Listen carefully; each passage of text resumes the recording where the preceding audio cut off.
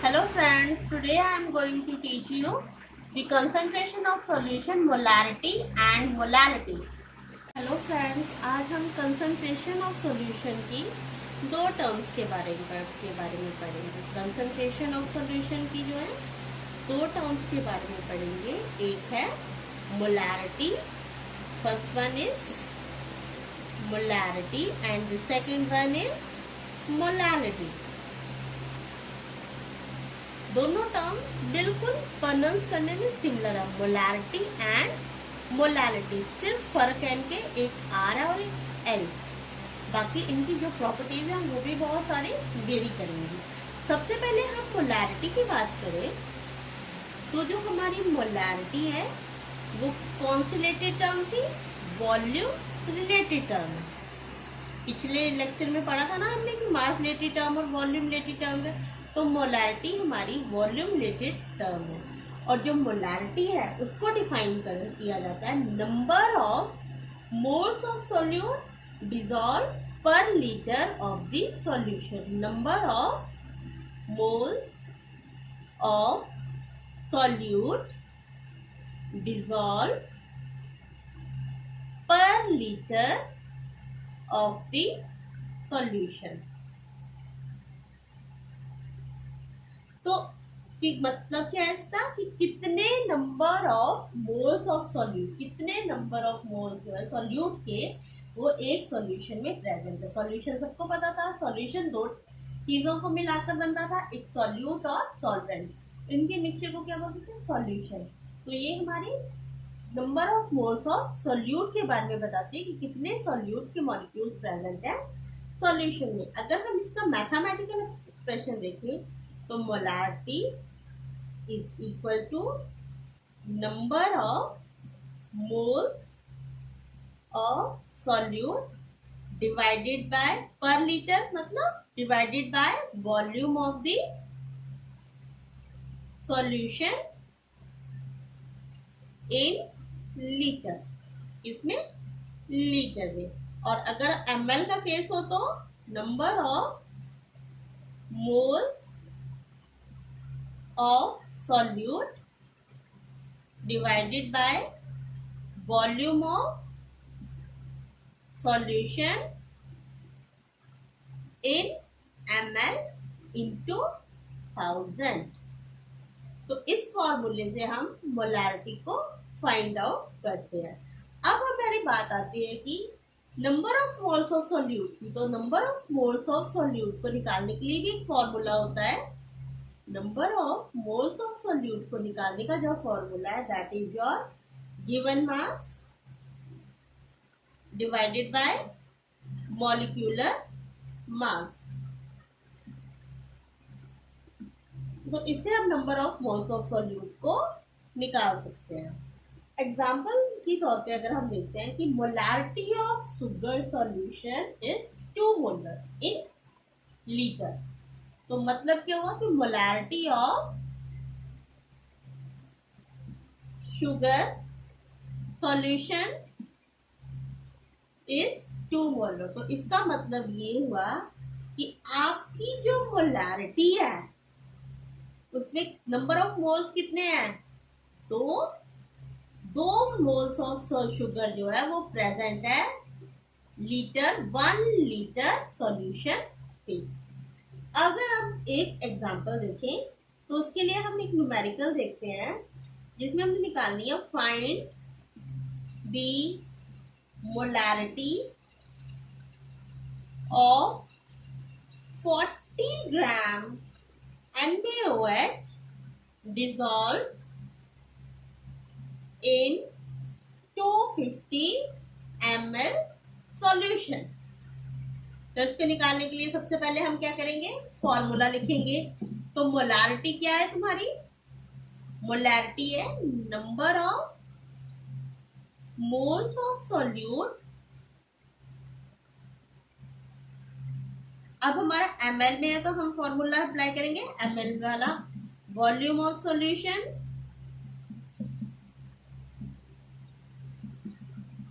इन ml into 1000।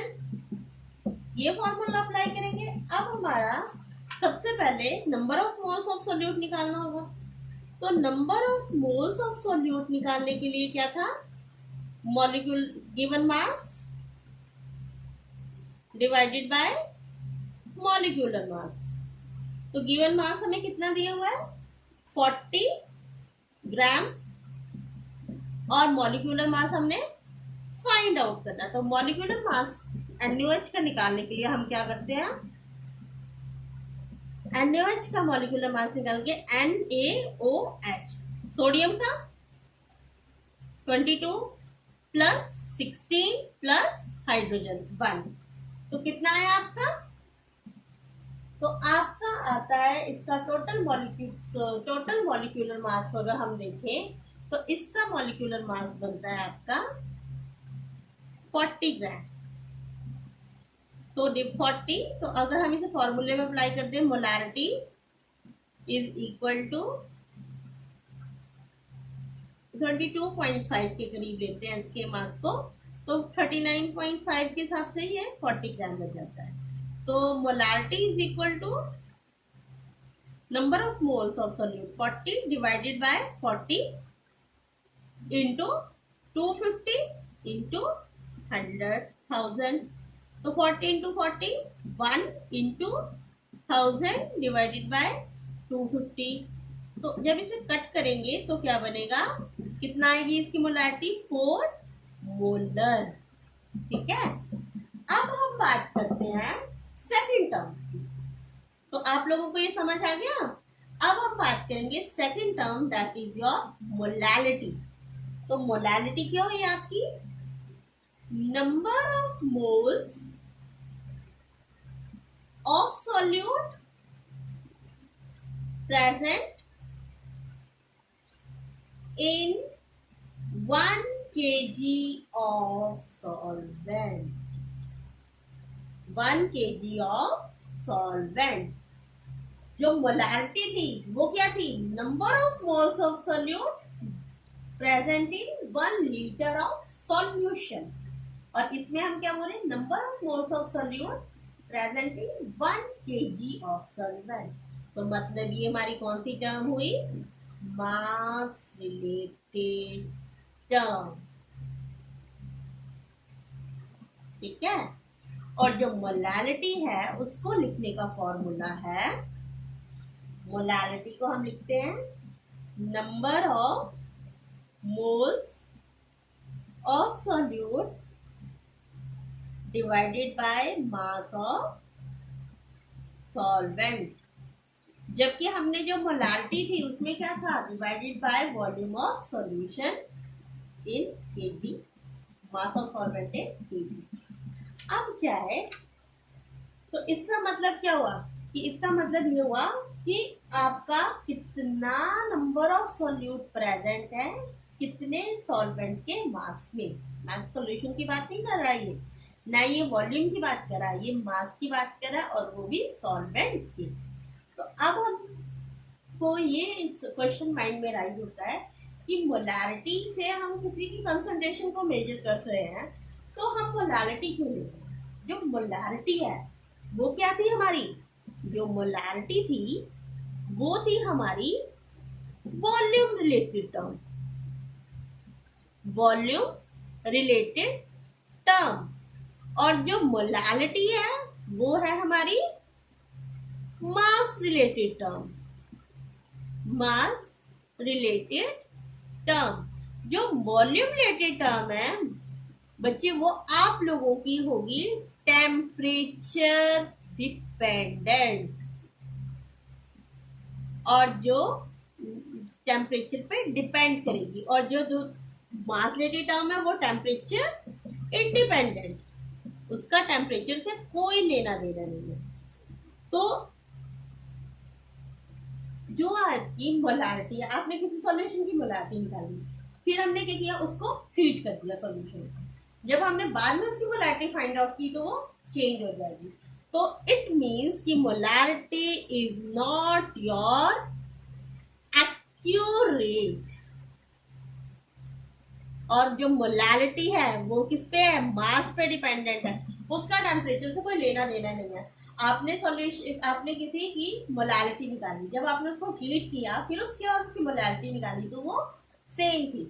तो जो molality थी वो क्या थी, नॉट एक्यूरेट, और मोलैलिटी इज योर एक्यूरेट। तो इसीलिए हम प्रेफर करते हैं मोलैलिटी को। तो अब हम इसका, इसलिए molality gives better result and more preferable, more preferred as compare to molality. अब हम एक न्यूमेरिकल देखते हैं इसका। इसमें हम लोग बोलते हैं कि 20 gram NaOH dissolved in 100 gram solvent. ध्यान से देखिएगा। तो फाइंड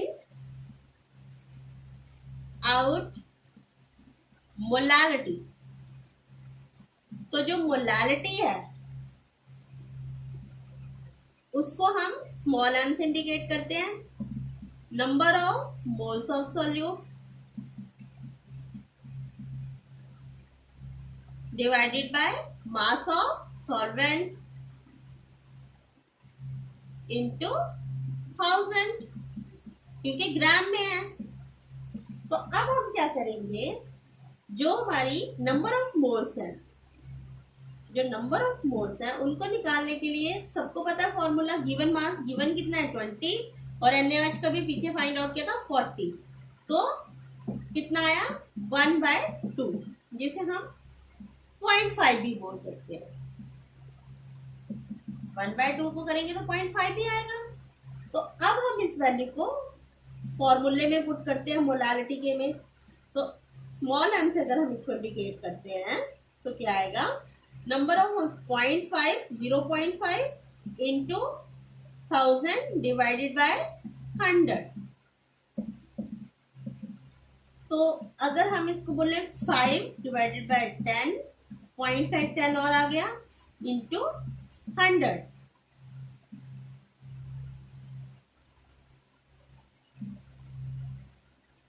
तो कितना आंसर आएगा इसका? इसका आंसर, अब मैंने आप लोगों को बोला था 100, तो 100 ग्राम सॉल्वेंट दिया तो 100। अगर यहाँ पे तो इसका आंसर आया 5 मोलर। ठीक है। पर अगर सेम क्वेश्चन मुझे ऐसे दिया होता, 20 gram NaOH dissolved in 100 gram solution, then क्या करते हैं, then find molality. Find molality. तो मोलैलिटी के लिए हम क्या करते हैं, सेम फॉर्मूले में सेम प्रोसीजर होता है। यहाँ पे निकालने के लिए नंबर ऑफ मोल्स कितने आ गए 0.5। अब यहाँ पे हम 100 नहीं लिख सकते थे, यहाँ पे जो था मास ऑफ क्या था, solvent into 1000। Number of moles हमने पीछे निकाले थे ना, कितने थे, 0.5 आए थे। तो इसके लिए हम मास ऑफ सॉल्वेंट निकालने के लिए हम लोगों को पता है कि सॉल्यूशन में क्या है, हमें फाइंड आउट करना है। सॉल्यूशन किससे मिलकर बना होता है, सॉल्यूट प्लस सॉल्वेंट। तो मास ऑफ सॉल्वेंट को हम ऐसे निकाल सकते हैं, मास ऑफ सॉल्वेंट को निकालने के लिए हम ऐसे कर सकते हैं, मास ऑफ सॉल्यूशन कितना था 100 क्या था, तो आप लोगों का मास ऑफ सॉल्यूशन। इससे कितना मास माइनस किया, 100 माइनस मास 20, जो क्या था मास ऑफ, जो क्या था आप लोगों का मास ऑफ सॉल्यूट। तो मास ऑफ सॉल्यूट जब ऐसे करेंगे तो क्या आएगा, हमारा मास ऑफ सॉल्वेंट, जो कि इतना आया 80 ग्राम। तो मतलब सीधी लैंग्वेज में बोला जाए तो मास ऑफ सॉल्वेंट क्या हुआ आप लोगों का, mass of solution minus mass of solute, जो कितना है आपका 100 minus 20 that give rise to 80 gram. अब इसको हम सीधा पुट कर देंगे मोलालिटी के फॉर्मूले में। तो क्या आया था 0.5 इंटू 1000 डिवाइडेड बाय 80। तो अब हम बात करें 5 इंटू 80 इंटू 10 इंटू 1000, तो कितना आया 50 डिवाइडेड बाय 8। तो अगर हम इसको काटेंगे तो कितना आएगा 425। तो इसका आंसर आएगा 6.25 मोलर। तो ये आप लोगों की मोलारिटी का निर्णय।